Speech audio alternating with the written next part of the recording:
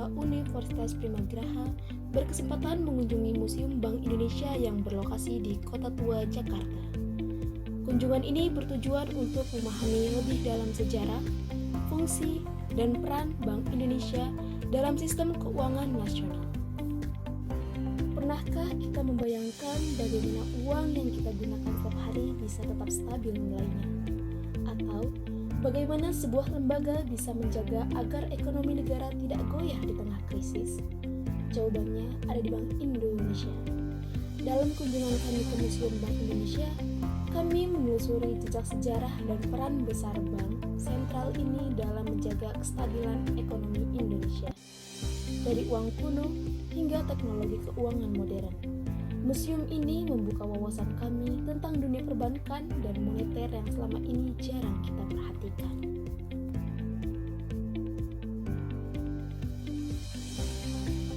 Museum Bank Indonesia merupakan tempat yang menyajikan informasi lengkap tentang perkembangan perbankan di Indonesia sejak zaman kolonial hingga era modern. Melalui berbagai koleksi benda bersejarah, diorama, serta teknologi digital interaktif, kami diajak menelusuri perjalanan panjang Bank Indonesia sebagai bank sentral yang menjaga stabilitas ekonomi Indonesia. Sejarah Bank Indonesia. Bank Indonesia didirikan pada 1 Juli 1953 sebagai hasil nasionalisasi De Javac Bank, bank sentral peninggalan Belanda. Sejak saat itu, Bank Indonesia memiliki peran utama dalam menjaga stabilitas ekonomi nasional melalui kebijakan moneter, pengawasan sistem pembayaran, serta pengaturan sektor perbankan. Dalam perjalanan sejarahnya, Bank Indonesia mengalami berbagai perubahan kebijakan, salah satunya adalah Undang-Undang Nomor 23 Tahun 1999 tentang Bank Indonesia yang menegaskan independensi Bank Indonesia dalam menjalankan tugasnya tanpa campur tangan pemerintah. Hal ini bertujuan untuk memastikan kebijakan moneter yang lebih stabil dan berorientasi pada kesejahteraan rakyat. Peran dan fungsi Bank Indonesia. Sebagai bank sentral, Bank Indonesia memiliki 3 fungsi utama, yaitu yang pertama, menjaga stabilitas nilai rupiah. Bank Indonesia bertanggung jawab dalam mengendalikan inflasi melalui kebijakan moneter seperti suku bunga acuan dan operasi pasar terbuka. Yang kedua, mengatur dan mengawasi sistem keuangan. Bank Indonesia memastikan sistem keuangan tetap sehat dan stabil, termasuk dengan melakukan pengawasan terhadap bank-bank di Indonesia. Yang ketiga, menyediakan dan mengelola sistem pembayaran.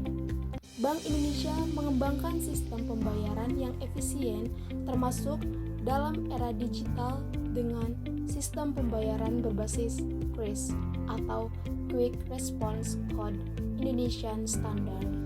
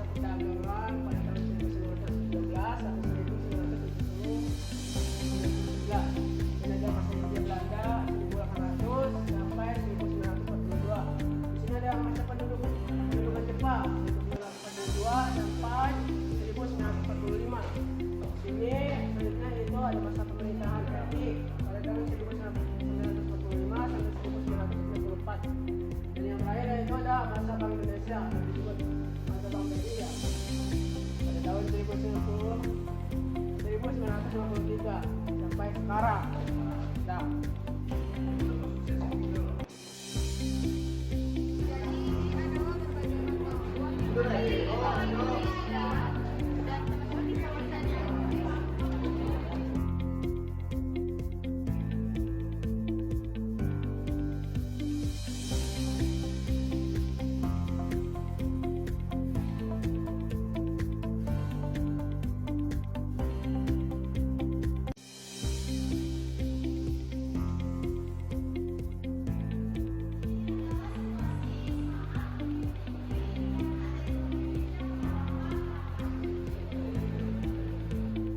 Nah, sementara Olinda ada di berbagai daerah.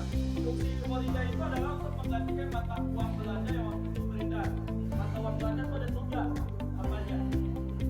Gulden, Koeper, sampai saat itu kalau kita kenal apa? Rupiah bukan mata uang Belanda. Duit, duit itu artinya recehan. Jadi mata uang Belanda itu ada duit, Koeper, Gulden, dan pecahan paling tingginya tuh Gulden. Nah, Olinda ini peran untuk menggantikan mereka. Jadi, kalau kita dulu ke Banten, mata uang Banten punya. Kita ke Lampung, mata uang Lampung ada. Kita ke Pontianak, mata uang Pontianak ada. Nah, untuk mengatasi itu, hadirlah satu mata uang. Namanya? Biar kita jadi satu, jadi apa? Nih, kita ambilnya dari bahasa. Dia bahasa Sunda, saya bahasa Betawi, bahasa Manado. Biar jadi satu, jadi bahasa apa? Ada ori Banten, ada ori Lampung, ada ori Pontianak, biar satu jadi apa? Kita biar jadi satu. Ya.